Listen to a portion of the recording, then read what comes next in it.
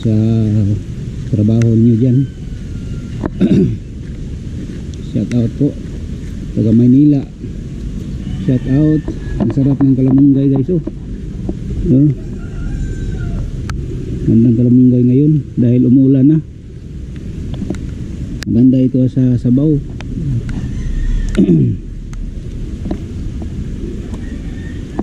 Maganda ito na bulaklak. Guys. Shout out po sa inyong lahat.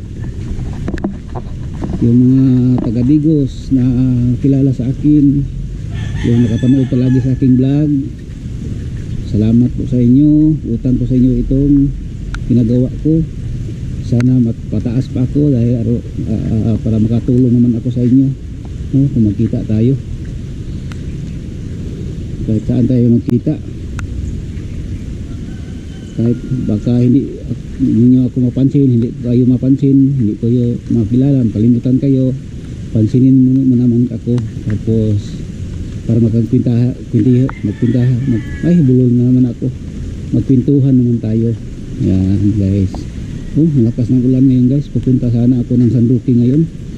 Tingnan ko yung may gutter na ba yun. Ngayon sana anim na araw na ngayon doon sa pagpatrabaho ko doon. Pero tingnan natin guys kung kapunta ako doon dahil umulan na.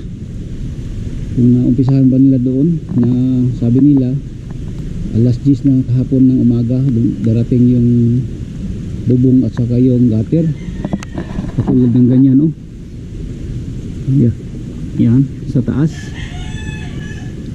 Hindi ewan ko ngayon guys kung kapunta ako ngayon doon. Tingnan natin, mag-vlog din ako doon. Episode 6 sana ngayon kung makapunta ako, kung ano nang update doon ngayon guys, doon sa pagawa kong bahay. Kaya ngayon guys, dito lang muna sa bahay ngayon. Ano pa mga yun, mga 8 o 9 ako punta doon. Kaya guys, shout out sa inyong lahat, no? Salamat sa inyong mga pagpanood.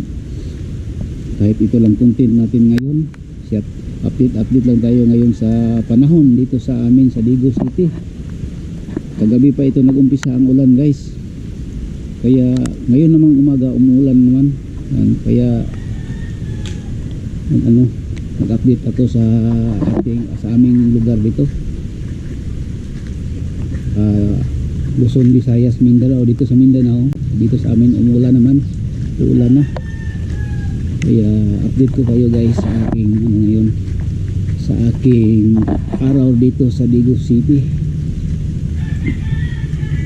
Thank you po sa inyong pagpanood, no?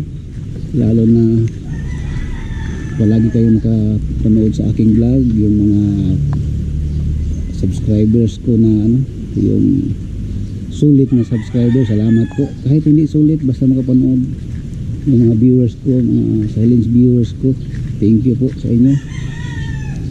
Sana maunawaan nyo yung itong mga vlog ko.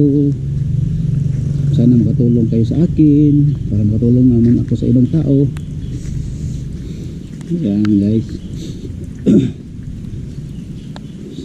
Sana matitigil itong ulan ngayon.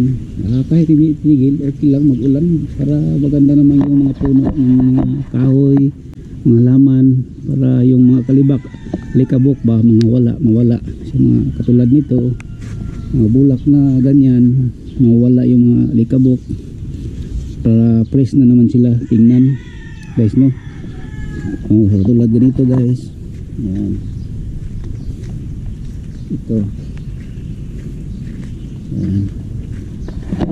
Para maganda naman tingnan yung mga bulaklak, mga dahon, mga puno ng mga kahoy, para hindi naman tayo dito sa ating kalikasan, no? Kailangan talaga sa ating kalikasan ang tubig at saka yung mga saka araw din, kaya balance lang. Kaya guys, no, good morning sa inyong lahat. Hanggang dito na lang itong vlog ko guys. Maraming salamat po sa inyong pagpanood. Shout out po sa mga OFW, yung mga OFW naghirap dyan. Sana gabayan kayo ng Diyos. Maghingi lang muna sa taas para tulungan tayo guys. Yan ang sikreto sa ating araw-araw na pagtrabaho, lalo na dyan kayo sa labas, no? Thank you po tayo sa God palagi, bawat araw, oras. Yan guys, hanggang dito na lang itong vlog ko.